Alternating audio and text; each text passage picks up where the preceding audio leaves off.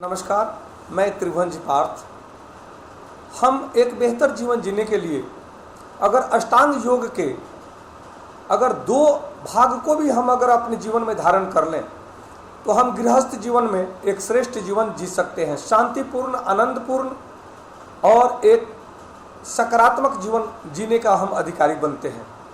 जैसे यम और नियम, ऐसे अष्टांग योग में है यम, नियम, आसन, प्राणायाम, प्रत्याहार, धारणा, ध्यान, समाधि। यह अष्टांग योग तो हमें श्रेष्ठ जीवन की उपलब्धि कराता है, परंतु आम लोगों के लिए यह अति आवश्यक है कि यम का पालन करें और उसको नियमित रूप से करें, पालन करें अपने जीवन में, तो वह एक आनंदमय, शांतिपूर्ण और श्रेष्ठ सकारात्मक जीवन जीने का अधिकारी बनते हैं।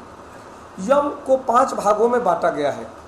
जैसे हिंसा नहीं करना अर्थात अहिंसा, दूसरा है सत्य ही बोलना अर्थात असत्य नहीं बोलना, असत्य नहीं करना, असत्य नहीं सुनना, तीसरा है चोरी नहीं करना अर्थात अस्तेय, चोरी नहीं करना, किसी भी प्रकार का चोरी नहीं करना, मन में भी चोरी नहीं करना, कर्म में भी चोरी नहीं करना, वाणी में भी चोरी नहीं करना, व्यवहार में चोरी नहीं करना, यह हमारा परम कर्तव्य होना चाहिए।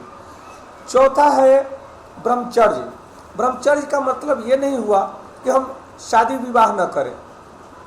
ब्रह्मचर्य का अर्थ यह होता है जो ब्रह्म को जाने, जो जीवन को श्रेष्ठ मार्गों पे ले जाने का मार्ग प्रशस्त करे, जो सिद्धांत, जो गुण धर्म, उस गुण धर्म को धारण करना ही ब्रह्मचर्य है।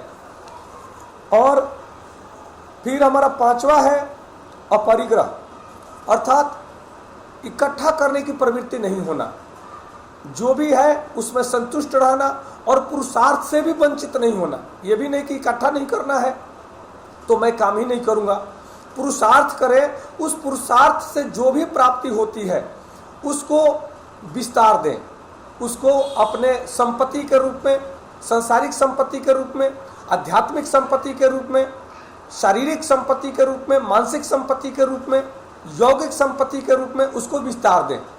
यह हमारा परम कर्तव्य होना चाहिए, प्रथम कर्तव्य होना चाहिए। हम एक बेहतर जीवन जीने का अधिकारी बनते हैं। नमस्कार, धन्यवाद।